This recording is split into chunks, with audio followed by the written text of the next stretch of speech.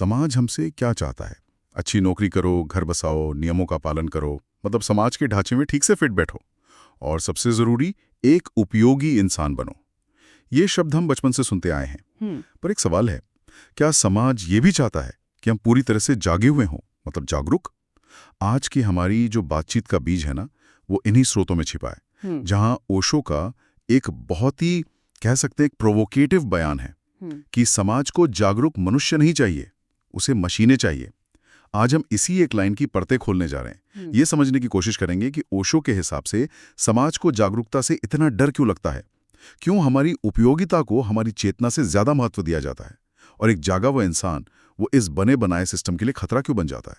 और ये समझना बहुत जरूरी है कि ये चर्चा किसी सरकार को या किसी संस्था को बदलने की वकालत नहीं कर रही है, बल्कि ये एक आईने की तरह है, ये समझने के लिए कि एक व्यक्ति के तौर पर हमारी अपनी जागरूकता और समाज की जो हमसे उम्मीदें हैं, बिल्कुल, उनके बीच ये टकराव आखिर आता कहाँ से है। बिल्कुल, ये एक अंदर की खोज है। बिल्कुल, एक अंदर की खोज। तो चलिए इस खोज की शुरुआत करते हैं। सबसे पहले इसी शब्द को पकड़ते हैं, उपयोगी। जब सिस्टम कहता है कि एक उपयोगी नागरिक बनो या उपयोगी कर्मचारी बनो, तो इसका असल में मतलब क्या होता है?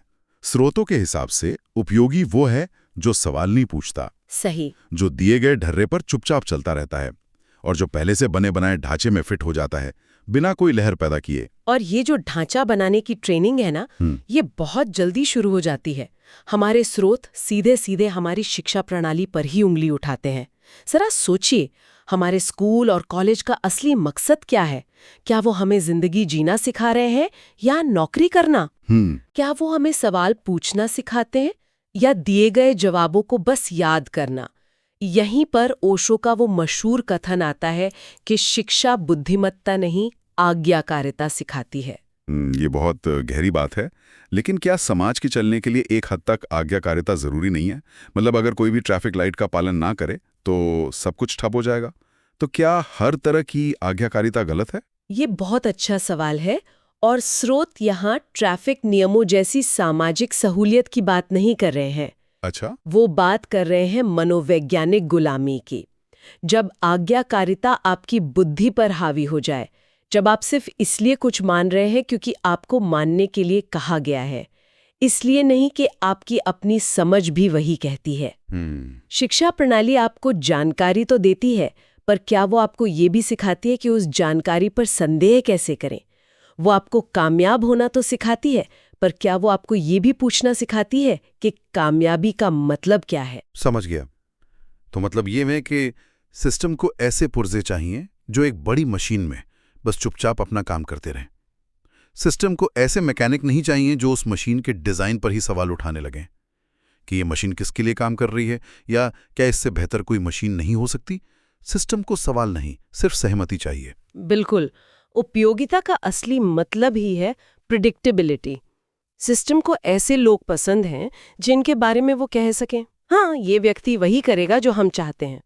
एक उपयोगी कर्मचारी, एक उपयोगी सैनिक, एक उपयोगी नागरिक, इन सब में एक बात कॉमन है। क्या? इनकी प्रतिक्रियाएं प्रिडिक्टेबल होती हैं। इनमें बगावत की, अपनी मर्जी की गुंजाइश नहीं होती। और शायद इसीलिए जो व्यक्ति अपनी मौलिकता को खोज लेता है, जो सच में जागरूक हो जाता है, वो इस सिस्टम की नजरों में अपने आप खतरनाक बन जाता है ना। आपने बिल्कुल सही पकड़ा। यहीं से टकराव शुरू होता है। हाँ, क्योंकि जागरूक व्यक्ति का सबसे बड़ा लक्षण ही ये है कि वो प्रिडिक्टेबल नहीं होता। वो भीड़ के साथ नहीं चलता। वो किसी किताब या गुरु की बात को सिर्फ इसलिए नहीं मान लेता क्योंकि वो कही गई है, बल्कि वो उसे अपनी जिंदगी की कसौटी पर परखता है। वो अपने सच की खोज खुद करता है। यहाँ ये बात वाकई दिलचस्प हो जाती है। ओशो कहते हैं जागा हुआ व्यक्ति किसी व्यवस्था में फिट नहीं बैठता।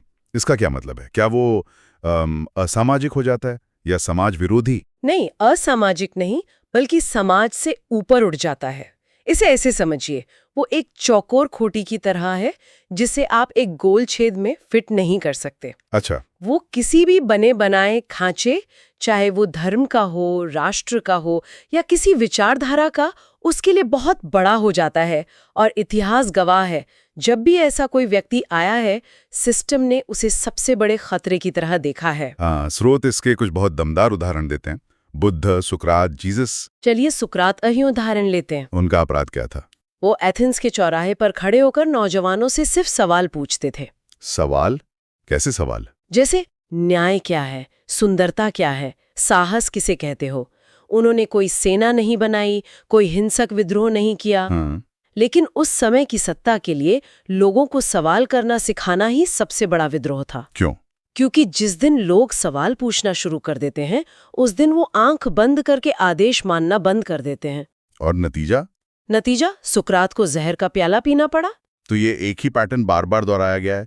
जीसस को सूली पर चढ़ाया गया क्योंकि वो स्थापित यहूदी धर्म के पाखंड को सवाल उठा रहे थे। हाँ, बुद्ध को कई बार जहर देने की कोशिश की गई क्योंकि वो लोगों को कर्म कांड से हटाकर ध्यान की ओर ले जा रहे थे। यानी इन सभी का अपराध एक ही था क्या? कि ये लोगों को बाहरी ताकतों की गुलामी से मुक्त करके उनके भीतर की चेतना को जगा रहे थे। ठीक कहा, क्योंकि एक बाहरी विद्रोह को तो सेना से कुचला जा सकता है, लेकिन उस क्रांति का क्या करेंगे जो लोगों के दिलों और दिमाग में हो रही हो? सही बात है। जब कोई इंसान अपने विवेक से जीना शुरू कर देता है तो उसे कंट्रोल करना लगभग नामुमकिन हो जाता है, और यहीं पर सिस्टम को अपनी जमीन खिसकती हुई महसूस होती है। तो चलिए इस सिस्टम की इन जरूरतों को थोड़ा और कुरेदते हैं। स्रोतों के मुताबिक किसी भी सिस्टम को टिके रहने के लिए कुछ चीजों की जरूरत होती है। आज्ञा मानने वाले लोग, डर में जीने वाले लोग, और ऐसे लोग जो या तो अतीत के पछतावे में हैं या भविष्य की चिंता में हैं। लेकिन मुझे एक बात समझ नहीं आती, सिस्टम को वर्तमान से इतना डर क्यों लगता है? ये तो बस एक पल है, इसमें ऐसा क्या खतरनाक है? ये इस पूरी चर्चा का सबसे जरूरी हिस्सा है। ओशो का एक सूत्र है, जागरूकता वर्तमान में जीती है और व्यवस्था वर्तमान से डरती है। इसे एक छोटे से उदाहरण से समझते हैं। मान लीजिए आप हाईवे पर पूरी रफ्तार से गाड़ी चला रहे हैं और आपका पूरा ध्यान सड़क पर है। ठीक है। उस पल में क्या आपको अगले महीने आने वाले बिल की चिंता होती है, या 10 साल बाद रिटायरमेंट का क्या होगा, ये डर सताता है? नहीं, उस पल में तो सिर्फ मैं, गाड़ी और सड़क होते हैं, बाकी सब गायब हो जाता है। बिल्कुल। जागरूकता आपको उसी अब और यहाँ के पल में ले आती है, जहाँ भविष्य का डर या अतीत का बोझ पहुंच ही नहीं पाता। अच्छा। और सिस्टम का पूरा कंट्रोल किस पर टिका है? भविष्य के डर पर। जैसे नौकरी चली जाएगी, लोग क्या कहेंगे, बीमार पड़ गए तो क्या होगा, मरने के बाद नरक में जाओगे। ये सारे डर भविष्य से जुड़े हैं। हाँ, ये तो है। जैसे ही आप पूरी तरह से वर्तमान में आते हैं, डर की ये पूरी इमारत ढह जाती है, और बिना डर के किसी पर कंट्रोल नहीं किया जा सकता। ये तो कमाल का नजरिया है।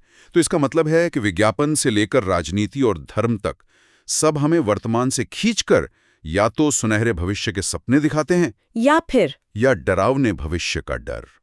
और जागरूक व्यक्ति इस खेल को पकड़ लेता है। वो सिर्फ पकड़ ही नहीं लेता, वो इस खेल से बाहर निकल जाता है। यही जागरूकता का असर है। ये सबसे पहले आपके भीतर से डर को गिरा देती है। दूसरा, ये समाज के उन सारे झूठों को बेनकाब कर देती है जिन्हें हम सच मानकर जी रहे होते हैं। और तीसरा, ये दूसरों पर हमारी मनोवैज्ञानिक निर्भरता को खत्म कर देती है। मतलब हमें किसी की तारीफ या मान्यता की जरूरत नहीं रह जाती। हमारा आनंद हमारे भीतर से आने लगता है। और यहीं पर शायद वो खामोश क्रांति वाली बात आती है ना। ओशो कहते हैं जागरण क्रांति है, पर ये शोर नहीं मचाती। ये सुनने में बहुत काव्यात्मक लगता है, पर इसका असली मतलब क्या है? एक खामोश क्रांति एक शोर मचाने वाली क्रांति से ज्यादा खतरनाक कैसे हो सकती है? सोचिए, जिस क्रांति में नारे लगते हैं, जुलूस निकलते हैं, उसे दबाया जा सकता है। हाँ, जेल में डाला जा सकता है। बिल्कुल। पर जो क्रांति किसी एक इंसान के भीतर उसकी चेतना में घट रही है, उसे कोई बाहरी ताकत कैसे दबा सकती है? आप एक जागरूक व्यक्ति को जेल में डाल सकते हैं, लेकिन आप उसकी जागरूकता को कैद नहीं कर सकते। सही बात है। आप सुकरात को मार सकते हैं, लेकिन उनके सवालों को नहीं मार सकते। मतलब ये एक ऐसा विद्रोह है जिसका कोई लीडर नहीं, कोई संगठन नहीं, कोई झंडा नहीं। हाँ। इसका आधार सिर्फ एक व्यक्ति का खुद के प्रति जाग जाना है। और इसीलिए ये सबसे खतरनाक है, क्योंकि ये वायरस की तरह फैलता है, लेकिन बिना किसी प्रचार के। एक जागा हुआ व्यक्ति जब कहीं बैठता है तो उसकी मौजूदगी, उसकी शांति, उसकी बातों से हजारों सोए हुए लोगों के भीतर भी जागने की प्यास पैदा हो सकती है। ये आग की तरह है जो एक दिए से दूसरे दिए में फैलती जाती है। सिस्टम को पता भी नहीं चलता कि कब उसकी नींव खोखली हो गई। ठीक है, ये सब समझने के बाद एक बड़ा सवाल उठता है, अगर सिस्टम इतना ही दमनकारी है तो हमारा काम क्या है? क्या हमें इसे बदलने के लिए लड़ना चाहिए? क्या हमें सड़कों पर उतरना चाहिए? इस पर ओशो का जो जवाब है ना, वो कई लोगों को चौंका सकता है। वो कहते हैं, समाज को बदलने की कोशिश मत करो।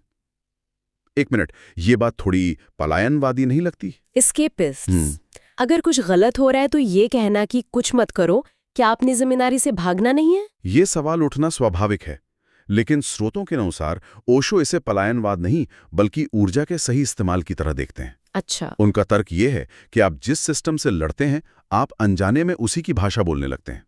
आप नफरत से लड़ते लड़ते खुद नफरत से भर जाते हैं। आप हिंसा से लड़ते लड़ते खुद हिंसक हो जाते हैं। वो कहते हैं कि बाहरी अंधेरे से लड़ने में अपनी मोमबत्ती मत बुझाओ, इसके बजाय सारी ऊर्जा एक ही काम में लगाओ, अपनी चेतना के दिए को जलाओ, खुद को जागरूक करो। तो व्यक्ति को बदलो, समाज को नहीं। और जब व्यक्ति बदलेगा तो उसका समाज से रिश्ता वो अपने आप बदल जाएगा। बिल्कुल। और ये बदलाव लड़ाई से नहीं बल्कि समझ से आता है। स्रोत एक बहुत सुंदर उपमा देते हैं, जैसे एक सांप अपनी पुरानी कैंचली को छोड़ देता है। वो उस कैंचली से लड़ता नहीं है, उसे फाड़ता नहीं है, वो बस बढ़ता है और एक दिन पाता है कि पुरानी चमड़ी उसके लिए छोटी पड़ गई है। वाह। और वो चुपचाप उससे बाहर निकल आता है। जागरूक व्यक्ति के लिए सिस्टम वो पुरानी कैंचली बन जाता है। वो सिस्टम से लड़ता नहीं, वो बस उससे बड़ा हो जाता है और सिस्टम उसके लिए बेमानी हो जाता है। उसकी दुनिया में सिस्टम की कोई खास अहमियत नहीं रह जाती। नहीं रहती। और शायद यहीं पर हमें उस जागरूक व्यक्ति की आसरी परिभाषा मिलती है। वो उपयोगी होने से पहले जीवित होता है। उसकी प्राथमिकता सिस्टम के लिए एक पुर्जा बनना नहीं, बल्कि जिंदगी के हर पल को पूरी समग्रता से जीना है। सही। और वो आज्ञाकारी होने से पहले स्वतंत्र होता है। उसकी आज्ञा का स्रोत उसका अपना विवेक होता है, कोई बाहरी किताब या सत्ता नहीं। तो इस पूरी बातचीत को सुनने के बाद मेरे मन में एक तस्वीर बन रही है। एक तरफ समाज की एक बहुत बड़ी शोर मचाती हुई मशीन है, जिसे ठीक से चलते रहने के लिए ओबीडियंट यानी आज्ञाकारी पुर्जे चाहिए। और दूसरी तरफ एक अकेला इंसान है जिसके भीतर जागरूकता का एक छोटा सा खामोश दिया जल रहा है। और ये दोनों एक साथ एक ही मकसद के लिए काम नहीं कर सकते। आपने पूरी चर्चा का सार कह दिया। और इन स्रोतों के अनुसार वो छोटा सा खामोश दिया ही सबसे बड़ा विद्रोह है। ये कोई बाहरी लड़ाई नहीं बल्कि एक गहरा आंतरिक जागरण है। ये सिस्टम को गिराने के बारे में नहीं है, बल्कि उससे ऊपर उठने के बारे में है। तो समापन संदेश बहुत साफ है, एक उपयोगी मशीन मत बनो, एक जागरूक मनुष्य बनो। और जाते जाते सभी के लिए एक सवाल छोड़ना चाहूंगी। थोड़ा सोचिएगा, इस बीते हुए हफ्ते में ऐसा कौन सा पल था जब आपने जीवित महसूस करने के बजाय उपयोगी होना चुना? ऑफिस में बॉस की हाँ में हाँ मिलाना या किसी रिश्ते में चुप रह जाना, वो कौन सा क्षण था और उस चुनाव के पीछे कौन सा डर चुपके से काम कर रहा था?